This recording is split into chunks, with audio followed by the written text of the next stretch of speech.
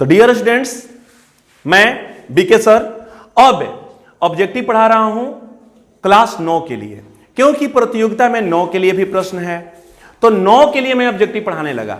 तो 9 के लिए ऑब्जेक्टिव में पहला पार्ट है संख्या पद्धति, और संख्या पद्धति से जो क्वेश्चन है आपके सामने, पहला 1/3 और 1/2 के बीच स्थित परिमेय संख्या है, यानी कौन इसके अंदर परिमेय संख्या है। तो देखिए इसका आसान सवाल, ऐसा क्वेश्चन कभी भी आए आपसे पूछे कि इसके बीच कौन परिमेय संख्या है, अभी चारों ऑप्शन में ही देखना है, कोई ना कोई इसके बीच में होगा। तो कौन है? एक का नाम है 1/3 और दूसरा का नाम है 1/2। इसका एक प्रकार से सरलीकरण बटा का जोड़ कर लीजिए, लसो 3 दूनी के 6, 3 दूनी के 6 हुआ। मैंने आपको बताया था यह चला आएगा यहां, या 3 से भाग देंगे 6 में तो आएगा 2, तो यह हो गया 2, माइनस 6 में भाग दिए 3 से तो आ गया 2, तो 2 1 2, आपको यहां पे 3 हो जाएगा, यहां पे आ गया 3। अब यहां पे आपको देखना है, आप ऐसे भी कर सकते हो, या यह यहां और यह यहां, यहां पे चिन्ह की कोई जरूरत नहीं है, ना माइनस की ना प्लस की। इसका मतलब क्या हुआ कि मेरा जो संख्या होगा इस 2 और 3 के बीच में आएगा, और उसका बटा 6 हो सकता है। हमारे पास 5/12 है, 5/12 है, इसको हम तोड़ते हैं, 6 के पद में लाते हैं तो यह हो जाएगा 6, 5 को तोड़ेंगे तो हो जाएगा 2.5। अब थोड़ा सा ध्यान से देखिए, जो 2.5 है वो 2 और 3 के बीच में है कि नहीं, तो है, बस आंसर हो गया। इतना आसान तो है बनाना, इतना आसान होता है बनाना। क्या करना है, एक प्रकार से उन्हें लसक कर लेना है, ऐसा लसक करना है जिससे हमारा काम हो जाए। 3 2 का लसक हो गया 6, काम बन गया। अगला हम चलते हैं इस क्वेश्चन के ओर। निम्नलिखित में कौन सी संख्या अपरिमेय नहीं है? सेम टू सेम, निम्नलिखित में कौन सी संख्या अपरिमेय नहीं है? अपरिमेय नहीं है, ओहो, अपरिमेय नहीं है। इसका क्या अर्थ हुआ? इसका यह अर्थ हुआ कि अपरिमेय नहीं है तो वह संख्या कैसा है? अपरिमेय नहीं है तो वह संख्या परिमेय है। तो बताइए इसमें कौन अपरिमेय नहीं है? तो आपको पता है कि पाई एक अपरिमेय संख्या है, पाई एक अपरिमेय संख्या, ये रट जाइए, आपसे कोई भी पूछे तो ये रट जाइए कि पाई एक अपरिमेय संख्या है। √2 इसे करनी से हम बाहर नहीं निकाल सकते। वे सभी संख्याएं जिन्हें करनी से बाहर नहीं निकाल सकते वे सब अपरिमेय कहलाती है। √3 को भी हम करनी से बाहर नहीं कर सकते, अतः यह भी अपरिमेय है। लेकिन यहां पे 4 को करनी से बाहर कर देंगे तो 2 हो जाएगा, और 9 को करनी से बाहर कर देंगे तो 3 हो जाएगा, और ये गिनती की संख्याएं हैं और इन्हें हम कहेंगे परिमेय संख्या। यह अपरिमेय नहीं है, यह अपरिमेय है, यह अपरिमेय है, यह अपरिमेय है, और यह अपरिमेय नहीं है। क्या है? तो यह परिमेय है। हमें यही बताना था कि अपरिमेय कौन नहीं है, तो ऑप्शन डी। अगला क्वेश्चन, निम्नलिखित संख्याओं में कौन सी संख्या अपरिमेय है? इसमें बताना है कि कौन संख्या है जो अपरिमेय है, आपको यही बताना है। तो देखिएगा यहां पे 2 गिनती की संख्या है और -√5 है, बहुत सुंदर। यहां पे 3 + √23 है या -√23 है, एक प्लस में √23 है, माइनस में √23 है, ये दोनों कट जाएंगे तो यहां बच गया खाली 3। यहां पे 2√3 है, 7/7 है, 2√3 बटा में 7√3 है, ये दोनों √3 कट जाएगा तो यह बच गया 2/7। यहां पे √3 का स्क्वायर है तो ये हो जाएगा खाली 3। तो सुनिए, 2/7 भी एक परिमेय संख्या है, सिर्फ 3 भी एक परिमेय संख्या है, और सिर्फ यहां पे भी 3 बच गया, ये भी परिमेय संख्या है। तो आपको बताना है निम्नलिखित में से कौन सी संख्या अपरिमेय है, तो उसका ऑप्शन हो जाएगा ए, यह अपरिमेय है। अब मैं आपको एक दूसरी तरह से भी बता रहा हूं, यहां पे लिखा हुआ है 2 -√5। बेटा जी 2 गिनती की संख्या है, और गिनती की सभी संख्या, गिनती की जितनी भी संख्या होती है वे सब परिमेय होती है। और करनी के अंदर यदि कोई संख्या है गिनती की, अगर वो करनी से मुक्त हो जाएगी तो वह परिमेय कहलाएगी, और करणी से मुक्त नहीं होगी तो वह कहलाएगी अपरिमेय। तो √5 क्या है? अपरिमेय है। √5 क्या है? अपरिमेय है। और यह क्या है? परिमेय है। अब यहां पे सोचना क्या है कि एक परिमेय है और एक अपरिमेय है। आपने सुना होगा कि चोर और साधु यदि दोस्त हैं तो चोर के साथ रहने के चलते साधु को भी चोर कहा जाएगा। उसी प्रकार से यह परिमेय है और यह अपरिमेय है, इनकी दोस्ती अपरिमेय से है, अतः इसे अपरिमेय कहा जाएगा। यानी इस तरह से भी आप जान लेंगे कि 2 - √5 एक अपरिमेय संख्या है। अब हम चलते हैं अगला क्वेश्चन के पास। हमारा अगला क्वेश्चन है क्वेश्चन नंबर 4। क्वेश्चन नंबर 4, निम्नलिखित संख्याओं में कौन सी संख्या परिमेय है? निम्नलिखित संख्याओं में कौन सी संख्या परिमेय है? आपको सिर्फ इतना बताना है कि इसमें कौन संख्या आपका है जो परिमेय है, कौन संख्या आपका परिमेय है। तो इसका उत्तर हो जाएगा कि कौन परिमेय है, तो 1/√2। आप यहां पे ध्यान से देखिए, मैंने कहा 1 गिनती की संख्या है, √2 है, इसे हम करनी से बाहर नहीं निकाल सकते, तो यह अपरिमेय संख्या है। और गिनती की संख्या परिमेय होती है, यहां पे परिमेय की दोस्ती अपरिमेय के साथ है, अतः यह कहलाएगा अपरिमेय। पाई एक अपरिमेय संख्या है और गिनती की संख्या होता है परिमेय। यहां पे परिमेय की दोस्ती किसके साथ है? अपरिमेय के साथ है, अतः यह भी कहलाएगा अपरिमेय। यहां पे √3 का स्क्वायर कर देंगे तो खाली 3 हो जाएगा, और 2 का स्क्वायर कर देंगे तो 4 हो जाएगा। यहां पे स्क्वायर है तो √3 का स्क्वायर करेंगे तो 3 होगा, और 2 का स्क्वायर करेंगे तो 4 होगा। और 3/4 जो होता है वह परिमेय संख्या होता है। क्या होता है? परिमेय संख्या। ऊपर भी गिनती, नीचे भी गिनती, यानी परिमेय संख्या। और आपको बताना क्या था? निम्नलिखित संख्याओं में कौन सी संख्या परिमेय है? तो ऑप्शन हो गया सी, क्योंकि यही परिमेय है। √2 क्या होगा? अपरिमेय, क्योंकि इसे भी करनी से बाहर नहीं निकाला जा सकता। अगला क्वेश्चन से मिलते हैं क्वेश्चन नंबर 5। निम्नलिखित में से कौन सी संख्या 1/3 और 1/4 के बीच स्थित परिमेय संख्या नहीं है? बड़ा क्वेश्चन, अच्छा है। स्थित परिमेय संख्या नहीं है, आपको यह बताना है कि उसमें स्थित है या नहीं है। चलिए हम देखते हैं। हमारे पास क्या है? 1/3 है, और क्या है? 1/4 है। देखिए, इसको बनाने की बहुत सारे तरीके हैं, बहुत सारे तरीके, लेकिन मैं आपको इजी तरीका का ही यूज करता हूं। भाग मेथड से भी इसको बनाया जाता है, भाग मेथड से भी इसे बनाया जाता है, लेकिन मैं अभी उसका यूज नहीं करूंगा। आपको बताना है क्या? देखिए, 3 और 4 का लॉसा हो जाएगा आपका 12 हो जाएगा, और 3 से 12 में भाग हुआ तो यहां पे आ जाएगा 4 से 12 में भागा हुआ तो यहां पे हो जाएगा 3। यानी आपके 4 और 3 के बीच में संख्या चाहिए और उसका हर चाहिए 12। अगर ऐसा है तो सब इसके बीच में आएगा, ऐसा नहीं है तो उसके बीच में नहीं आएगा। पहला हमारा ऑप्शन है 7/24। तो 7/24 है, 7 का दिया होगा 3.5 और 24 का दिया होगा 12।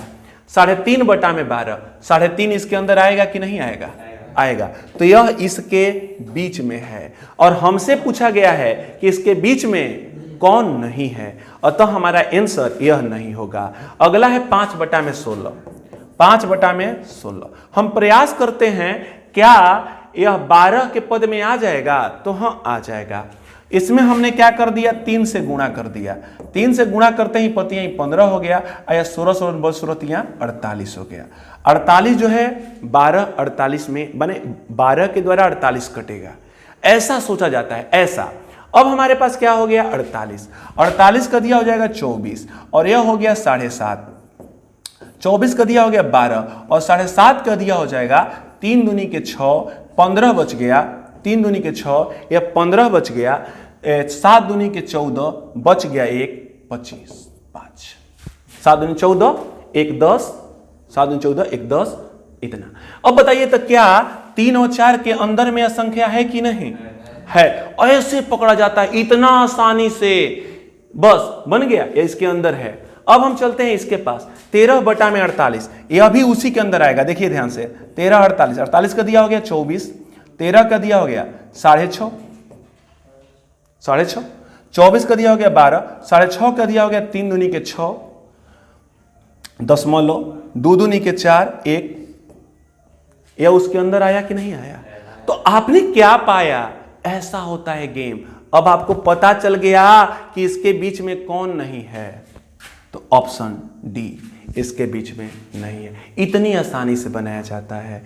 मतलब क्या है कि आप यदि 12 ला दिए तो उसे प्रयास कीजिए कि उसी के इर्द गिर्द आपका हल हो। अगर ऐसा कर लेते हैं तो आप आसानी से हल कर लेंगे। एक बात और समझिएगा, इसके बीच कहने का मतलब आधा नहीं, इसके अंदर, यानी 3 से वो बड़ा होना चाहिए और 4 से छोटा होना चाहिए, बस। तो बेटा जी आप देखिए 3.5 जो है 3 से बड़ा है, 4 से छोटा है। 3.75 भी 3 से बड़ा है और 4 से छोटा है। और अगला जो आया हमारे पास यहाँ पे 3.25 भी 3 से बड़ा है और 4 से छोटा है। इसका मतलब ये तीनों इसके अंदर हैं और यह जो है उससे बाहर है, यानी ऑप्शन हो जाएगा डी। अगला क्वेश्चन से मिलते हैं। अगला क्वेश्चन बहुत ही आसान मेरे लाल, इतना आसान कि पूछिए मत। निम्नलिखित में कौन संख्या अपरिमेय है? निम्नलिखित में कौन संख्या अपरिमेय है? कौन संख्या अपरिमेय है? तो इसको हम तोड़ रहे हैं। 1 का वर्गमूल, 1 का वर्गमूल क्या होगा? तो 1 का वर्गमूल बेटा 1 होगा और 25 का वर्गमूल 5 हो जाएगा। ओ हो 1/5। और आपको पता है निम्नलिखित में से कौन सा अपरिमेय पूछा है? 1/5 क्या है? परिमेय संख्या है। यह हमारा ऑप्शन नहीं होगा। 25, 5 25, 6 के 36, यानी इसका भी वर्गमूल संभव है। 25 का वर्गमूल 5 और 36 का वर्गमूल 6, 5/6 भी परिमेय संख्या है। आपको यहां पे चलते हैं, इसमें 3 तो सीधे ही बाहर है और 25 का हो जाएगा 5, यानी 3/5। माइनस में भी है, उससे भी कोई मतलब नहीं है। -3/5 भी परिमेय संख्या है। माइनस में भी परिमेय संख्या हो सकता है, तो -3/5 भी परिमेय संख्या है। अब इसमें चलते हैं। अब √5 को करनी से हम बाहर नहीं कर सकते, तो यह एक अपरिमेय संख्या हो गया।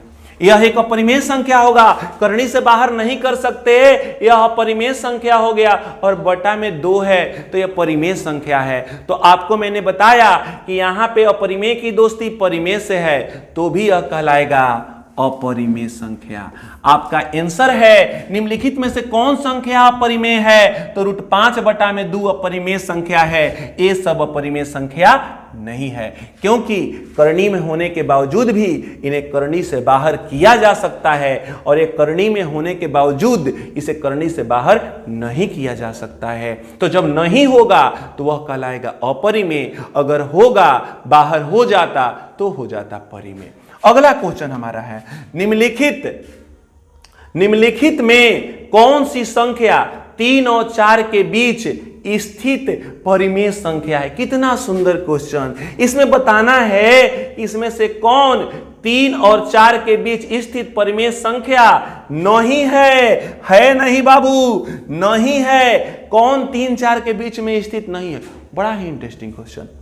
3, बहुत देखिएगा, 3 और 4 के बीच में नहीं है। इनके बीच में देखिए सबके नीचे 7 है, इसमें कॉमन चीज क्या है? 7। तो सिंपल, ऊपर में भी 7/7 से गुणा, नीचे में भी 7/7 से गुणा, मतलब दोनों में 7/7 से गुणा। यह हो जाएगा मेरे लाल 21/7 और यह हो जाएगा मेरे लाल 28/7। अब देख लो कि इसके बीच में कौन नहीं है। 27/7 इसके अंदर है, 25/7 इसके अंदर है, 23/7 इसके अंदर है। कौन नहीं है? 29 बटा में 7। इतना आसान होता है। अगर बटा में अगर यह 7 दिया है सबके बटा में, तो हम क्यों ना इसमें 7 कर लें, क्योंकि मेरे पास तो पहले से तो कुछ ऐसा नहीं था। यह अंश बाई हर के रूप में है और यह सिर्फ गिनती के रूप में है, तो मैंने उसे भी अंश बाई हर में बनाया। ऐसा प्रश्न कभी भी फुसलाने लायक आए तो बस कुछ नहीं करो, बस उसी आंसर को देख लो, ऑप्शन को देख लो और अपने प्रश्न को उसके अनुसार ढाल लो, तुम्हारा आंसर हूबहू आ जाएगा। आप बताइए इस प्रश्न में आपको पता चल गया कि नहीं कौन इसमें नहीं है? सिंपल, एकदम सिंपल। अगला क्वेश्चन से मिलते हैं। अगला क्वेश्चन मेरा उससे भी आसान है, आप देखेंगे। अगला क्वेश्चन क्या है मेरे लाल? प्रत्येक प्राकृत संख्या, अब यहां पे रख के छोड़ दिया, प्रत्येक प्राकृत संख्या छोड़ दिया। आपको ऑप्शन पढ़िए, पूर्ण संख्या होती है, ऑप्शन पढ़िए परिमेय संख्या होती है, ऑप्शन पढ़िए अपरिमेय संख्या होती है, इनमें से कोई नहीं। तो यहां पे देखिए क्या पूछा है, प्रत्येक प्राकृत संख्या होती है, तो इसका उत्तर होगा पूर्ण संख्या।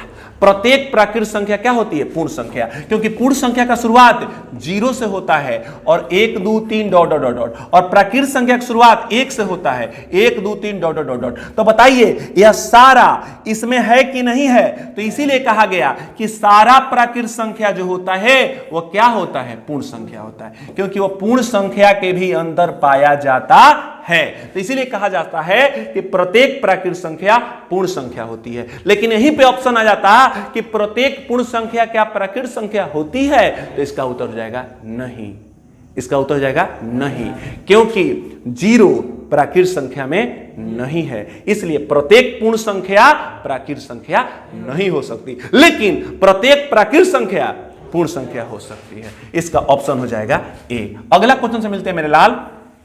अगला क्वेश्चन बहुत ही आसान है। अगला क्वेश्चन क्या है? 9 प्रत्येक परिमेय संख्या 1, ध्यान सुनिएगा, प्रत्येक परिमेय संख्या 1 प्राकृत संख्या होती है? नहीं।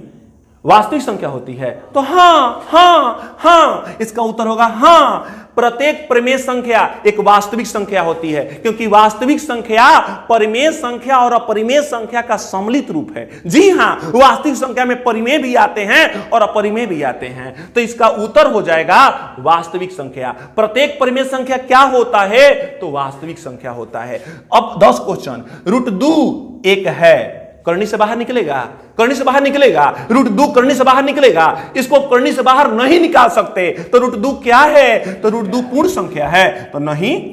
परिमेय संख्या है, तो नहीं। अपरिमेय संख्या है, तो एकदम हां, √2 एक अपरिमेय संख्या है। अगला क्वेश्चन चलते हैं, बहुत ही आसान। अगला क्वेश्चन चलते हैं, इतना आसान है कि पूछिए मत। क्वेश्चन नंबर 11, बहुत ही आसान क्वेश्चन। बताना है आपका, पाई एक अपरिमेय संख्या है।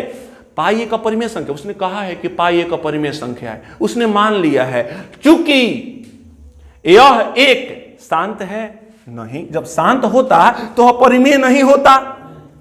अशांत है, हां अशांत तो है, अशांत तो है, तो अशांत है पूछा है और अशांत अनावर्ती पूछा है, तो क्या लिखना होगा? अशांत अनावर्ती। मतलब अशांत में भी इतना अशांत है कि चाह के भी इसे अंत नहीं कर सकते, वो चलता जाएगा चलता जाएगा चलता जाएगा, मतलब चाह के भी उसका अंत नहीं कर सकते, रेकरिंग भी नहीं आएगा, तो इसीलिए उसका नाम हो जाएगा अशांत अनावर्ती। 12 इनमें से कौन अपरिमेय संख्या है? इसमें से कौन अपरिमेय संख्या है? तो √5 को करनी से बाहर नहीं किया जा सकता, इसलिए यही अपरिमेय संख्या है।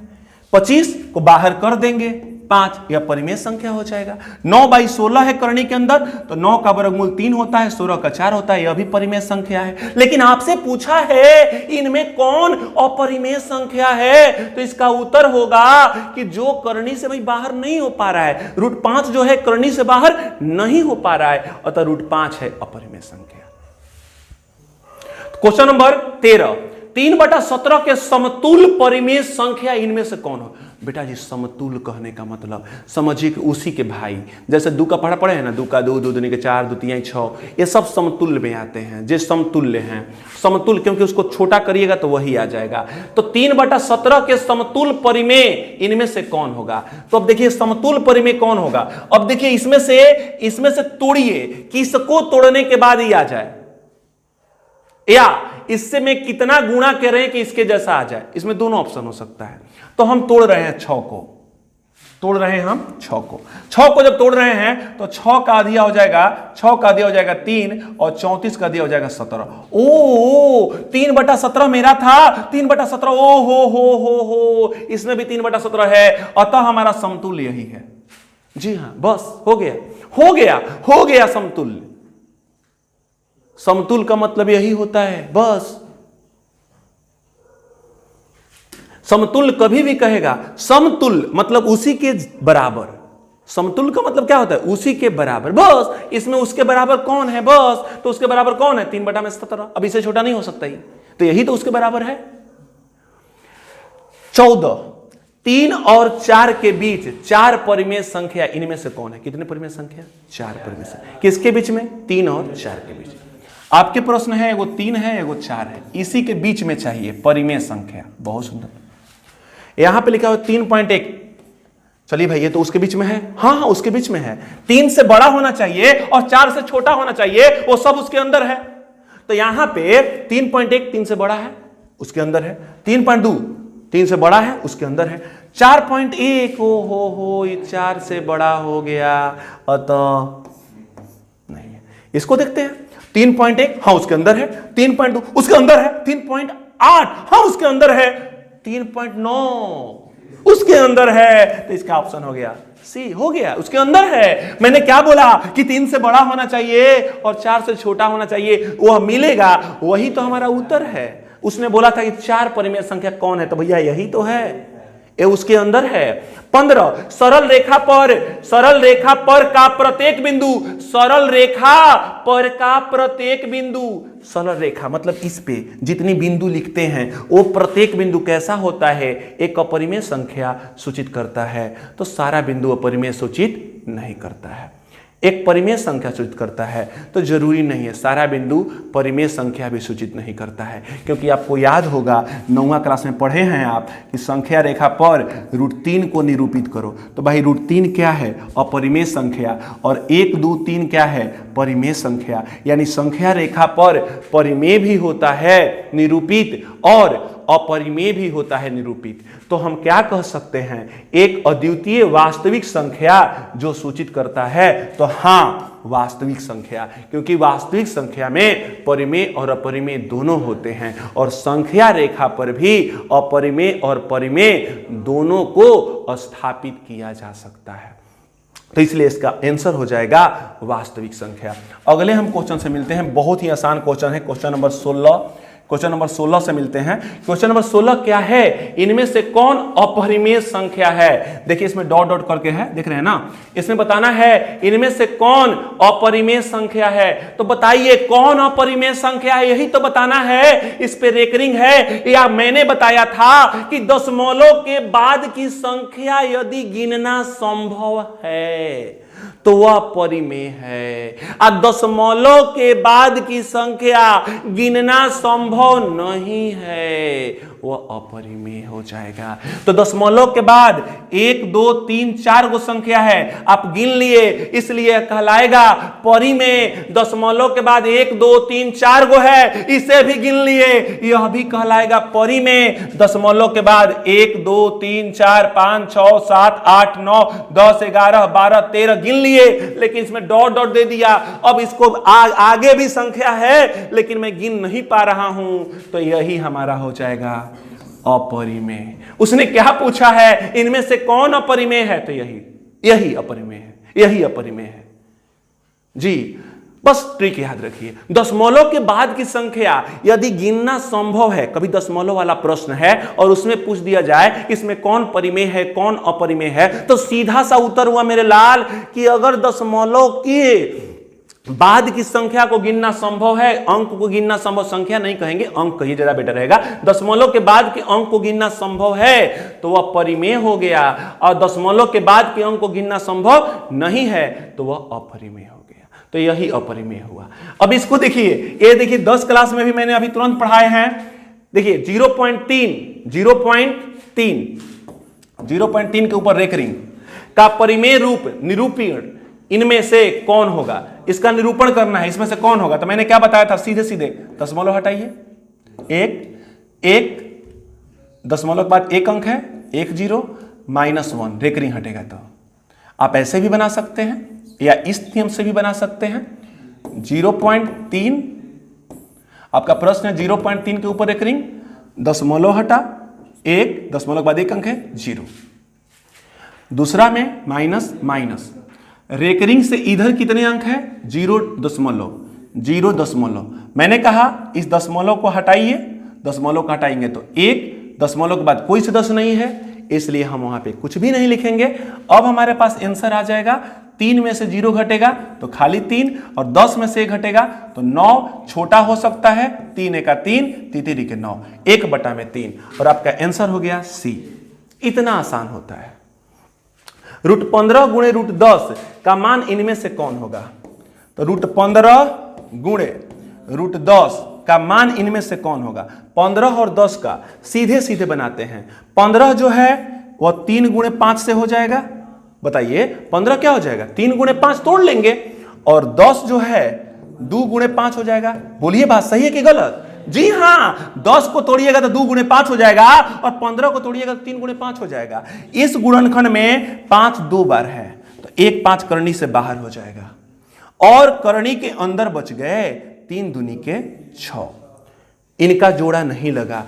करनी के अंदर में जिनका जोड़ा लगता है वह करनी से बाहर हो जाते हैं और जिनका जोड़ा नहीं लगता है वो करनी के अंदर ही रह जाते हैं। अतः 3 दूनी के 6 ऑप्शन आपका सी।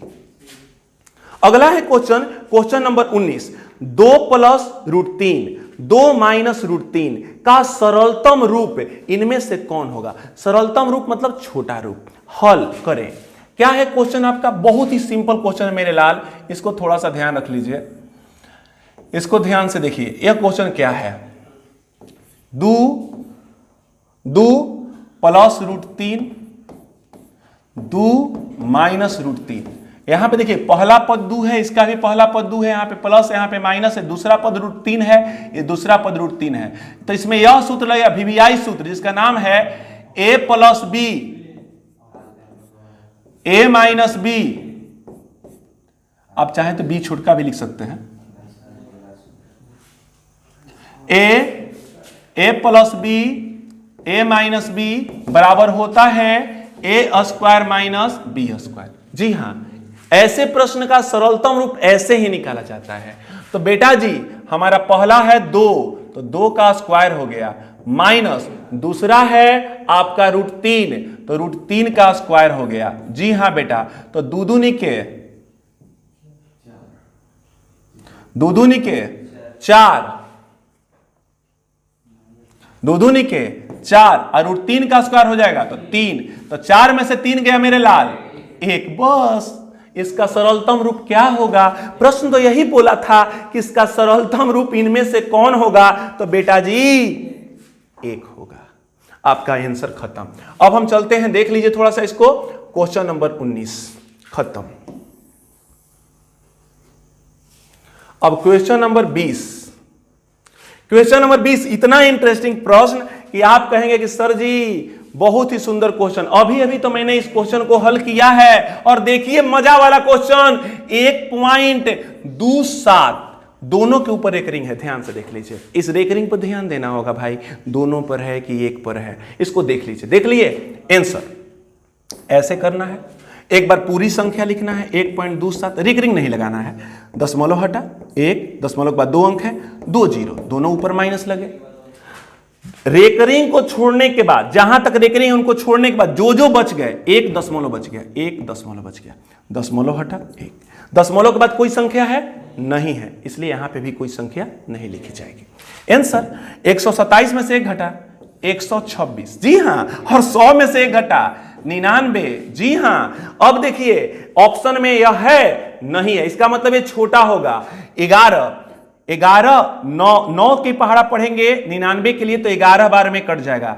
11 9 99, 11 9 99। 9 के पहाड़ा से 11 बार में कट गया, 9 के पहाड़ा से भी कट जाएगा 14 बार में। कितने बार में? 14 बार में। इसका आंसर हो जाएगा 14/11। इतना हल्का होता है, बड़ा इंटरेस्टिंग, आपको समझ में आया होगा। यह 10 क्लास के लिए भी यह है और 9 क्लास के लिए भी है। बहुत ही सुंदर, और यह मेथड तो समझिए कि एकदम इतना सुंदर है कि किसी भी मैथ को एकदम गर्दा गर्दा कर देगा, धुआं धुआं कर देगा। अब इस प्रश्न में देखिए कितना इंटरेस्टिंग प्रश्न आपके सामने। प्रश्न है 2√3 प्लस √3 इनमें से किसके बराबर है? 2 गो √3 है और यहां पे 1 गो √3 है। जी हाँ 1 √3, इसको पढ़ लेंगे। 2 गो √3 और 1 गो √3 को जोड़ेंगे तो कितना होगा? तो 3 गो √3 होगा ना मेरे लाला। 2 गो √3 और 1 गो √3 जोड़ेंगे तो कितना होगा मेरे लाल? 3 गो √3 होगा। ऑप्शन सी 3 गो √3 होगा। अब देखिए क्वेश्चन नंबर 27। ये इतना आसान क्वेश्चन कि पूछिए मत। बहुत ही आसान क्वेश्चन है मेरे भाई, बहुत ही आसान क्वेश्चन है। इस क्वेश्चन से मिलिए, इतना आसान है कि पूछिए मत। √27 का सरलतम परिमेय योग गुणक क्या होगा? वाह रे क्वेश्चन, वाह। यानी √27 में हम कितना से गुणा करें कि अब परिमेय संख्या हो जाएगा, ये पूछ रहा है कि हम 27 में कितना से गुणा करें, 27 में नहीं √27 में कितना से गुणा करें कि अब परिमेय संख्या हो जाए। तो 27 को तोड़ लीजिए ना, 3 से 9, 3 से 3। परिमेय संख्या होने के लिए करनी से इसे बाहर होना पड़ेगा। करनी में हमारे पास आ गया 3 × 3 × 3। करनी से बाहर होना पड़ेगा। करनी से बाहर होने के लिए जोड़ा लगाना पड़ेगा। क्या नहीं है इसमें? एक और 3 नहीं है। अगर एक और 3 होता तो यह क्या हो जाता? परिमेय संख्या होता। तो वह 3 कहां होता? करनी में। कहां होता? तो करनी के अंदर। क्या? 3। तो करनी के अंदर 3 होगा तो यह क्या हो जाएगा? परिमेय। क्या हो जाएगा? परिमेय। देख रहे कितना आसान सा क्वेश्चन। ऐसा क्वेश्चन कभी भी दे दे, कभी भी कुछ भी दे दे तो उससे अभाज्य गुणनखंड से तोड़ लीजिए, अभाज्य गुणनखंड से तोड़ लीजिए, करनी के अंदर रख लीजिए और जोड़ा लगाइए। जिनका जोड़ा नहीं लग रहा है उसी संख्या से तो गुणा करना है, और उसी संख्या से गुणा कर देंगे तो वह परिमेय रूप में हो जाएगा। और लेकिन उसको लिखना कैसे है? करनी के अंदर ही, क्योंकि आप करनी के अंदर में गुणा कर रहे हैं ना, तो उसे करनी के अंदर में ही लिखना होगा। खाली 3 लिख देते तो आप गलत हो जाते। अगला क्वेश्चन देखिएगा, फिर वही क्वेश्चन, लेकिन इस बार थोड़ा सा समझना ज्यादा होगा। इस क्वेश्चन को समझिए, इतना इंटरेस्टिंग क्वेश्चन। देखिए ध्यान से, आपका क्वेश्चन है 0.32 के ऊपर एक रिंग। देख रहे इस बार एक रिंग कहां है? खाली देखिए ध्यान से, 2 पर एक रिंग है। इस स्टेप को ध्यान रखना होगा। रेखनिंग किस पे है? 2 पर है। अब कैसे होगा मेरे लाल? वही मेथड, हवा मेथड। 0.32 दशमलव हटा 1, दशमलव के बाद 2 अंक है, 2 0 माइनस माइनस। मैंने कहा था अब क्या लिखना है? रेकरिंग को छोड़कर जो बच गया, तो रेकरिंग को छोड़कर क्या बच गया? 0.3 बच गया। रेकरिंग वाले सदस्य को छोड़कर क्या बच गया? 0.3 बच गया। दशमलव हटा 1, दशमलव के बाद 1 अंक है, 1 0, दशमलव के बाद 1 अंक है, 1 0। आपका आंसर हो जाएगा 32 में से 3 घटा 29 और 100 में से 10 घटा 90। ये रहा आपका आंसर जी। इसका ऑप्शन आपके किताब में जो ऑप्शन है वह गलत रखा गया है, उसको आप सुधार लीजिएगा। सामने question number 24। Question number 24 same to same वही क्वेश्चन जो अभी हमने हल किया है। इसमें लिखा हुआ है 0.001 पर रेकरिंग। बस आपको P/Q के रूप में लिखना है। सिंपल सा उत्तर आपको लिखना है 0.001 बटा में दशमलव हटेगा 1, दशमलव के बाद 3 सदस्य हैं, 3 अंक हैं, तो 3 गो 0 माइनस माइनस।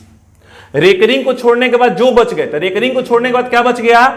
0 दशमलव, इसके बाद और कुछ नहीं है, 0 बचा और दशमलव बचा, यही बचा। दशमलव हटाइएगा तो 1, दशमलव के बाद कोई सदस्य नहीं है इसलिए कोई 0 नहीं आएगा। अब हमारे पास आ गए ऊपर में क्या बच गया? 0.001 था तो खत्म हो गया, तो खाली बच गया 1 में से 0 घटेगा 1, और 1000 में से 1 घटेगा 999, और यह आंसर हो गया सी। इतना हल्का होता है मेरे लाल। अब बताइए तो कितना अच्छा लगा? नहीं समझ में आया? आसानी से बना लेंगे। 2 परिमेय संख्याओं के बीच, फिर देखिएगा प्रश्न, देखिएगा कितना मजेदार प्रश्न है। 2 परिमेय संख्याओं के बीच का पढ़िए पूरा। दो परिमेय संख्याओं के बीच सिर्फ और सिर्फ एक परिमेय संख्या होता है, तो नहीं, ये गलत बात है।